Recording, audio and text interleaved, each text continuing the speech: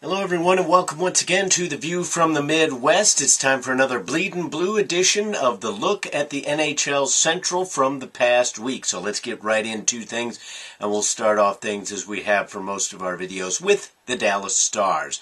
The Dallas Stars got into the series, or into this week I should say, tied in the series 1-1, but things didn't necessarily go their way. They played well in Game 1, got the win, played okay in Game 2, and ended up with the loss. So coming into this week, they knew what they needed to do to win. Unfortunately for them, they ended up going 1-2 on the week, giving the Blues a 3-2 lead.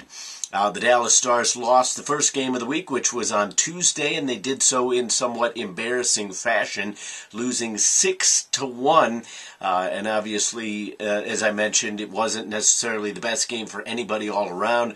A lot of kind of semi-embarrassing things happened, including Curtis McKenzie getting walloped in a fight, a rare playoff fight that we saw happen with Ryan Reeves. Of course, that included the now infamous kiss towards the Dallas bench as well, which, whether you want to believe that it added any kind of momentum to Dallas for the next game or not, doesn't really matter. It did provide bulletin board material.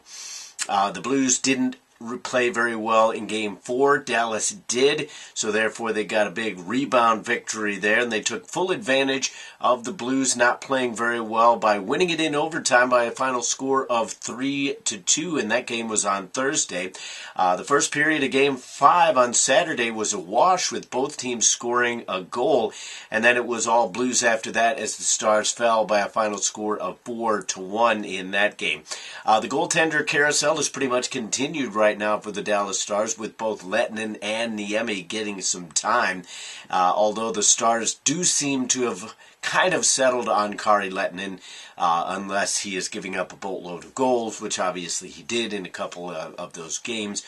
But other than that, I don't really expect Antti Niemi to be playing on Monday night in Game 6, although that could change as Lindy Ruff has obviously not settled on anybody and is trying to do whatever it takes to win not only the next game but the series in general. So if that includes changing up goaltenders, he is more than apt to do so. The Stars got goals from Sevier, Sharp, Faksa, Eakin, and Goligoski, and they're going to need their goaltenders that I just mentioned if they're going to make a run at this series again. Talking about the St. Louis Blues as we continue on, obviously logic would dictate that they're up in the series by a margin of 3-2. They didn't necessarily play their best hockey during the week, but they ended up getting the job done, and that's really all that you can count on. They still aren't clicking on all cylinders, but as long as you get the wins, it doesn't necessarily matter. The frustrating thing about the St. Louis Blues right now is that when they're on their game, they continue to dominate. They played so well in that 6-1 game, played okay and won 4-1. But then if you don't keep that going and you don't play on top of your game and provide your A game, then they seem to do not so well. They didn't come out with a lot of energy in Game 1. They lost. They didn't come out with a great energy for the entire 60 minutes of Game 4, and they lost. They cannot continue to do that because eventually it's going to catch up to you. It almost caught up to them in Chicago, where they finally ended up wrestling Game 7 away because it was being played in St. Louis. You don't have that in your back pocket in this series. So the St. Louis Blues need to kind of focus on trying to end this one in 6. And really, if you think about it, despite the fact that they didn't play very well in the first couple games, it didn't really matter what the scoreline was, whether the Blues won or lost. They really kind of got it handed to them in those first couple games in Dallas, so that's got to change. The Blues have also relied a little bit too much on Brian Elliott, although he hasn't seemed to mind with his play. And along with he and Pietrangelo, they have both been the Blues MVPs in this series, if not the entire playoffs. There's still a lot to do for the St. Louis Blues as they've got Game 6 coming up tonight Hopefully you're watching this video on Monday, otherwise it's already happened, and you can check out bleedandblue.com for the full results and our thoughts on the game as well.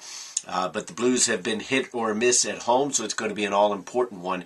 They need to come out firing on all cylinders. As usual, you can get all the Blues goals and assists and stats and everything on the Bleed and Blue article in case you're watching this on YouTube by itself. I urge you to go check that out and see how the Blues performed this past week. The Nashville Predators had a great week overall, but the end result left them a bit underwhelmed and fearing for their lives really overall. After losing both games in California last week, the Predators knocked off the Sharks in both games that were played earlier this week in Nashville. Tuesday's Game 3 saw the Predators win convincingly by a final score of 4-1, and then they played 2 games in one night. In game number 4, after squandering a first-period lead, the Predators tied it up in the third period.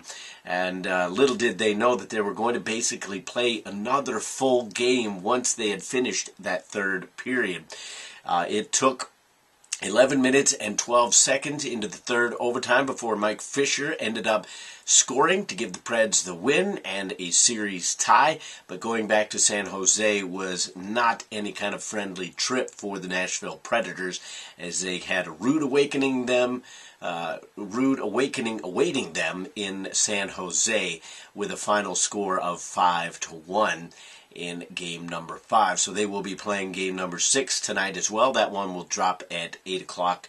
The Predators got goals 3 for Mike Fisher, 2 for Colin Wilson, 2 for Neal, 1 for Weber, and 1 for Forsberg.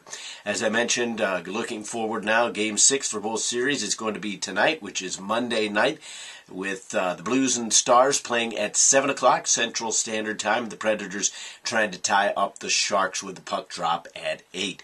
Potential Game 7s for both series will be on Wednesday. Obviously, if you're a Blues fan, you're hoping that that will not happen. If you're a Stars or Predators fan, you're hoping to extend this series as far as possible. But that'll wrap it up for our weekly look at the NHL Central Division. Comment, rate, and subscribe. Let us know what you think is going to happen in each one of these series and who might win in a potential matchup in the Western Conference Finals. But until the next time, this has been the weekly look at the NHL Central, brought to you by bleedandblue.com. And until the next time, I'll see you then.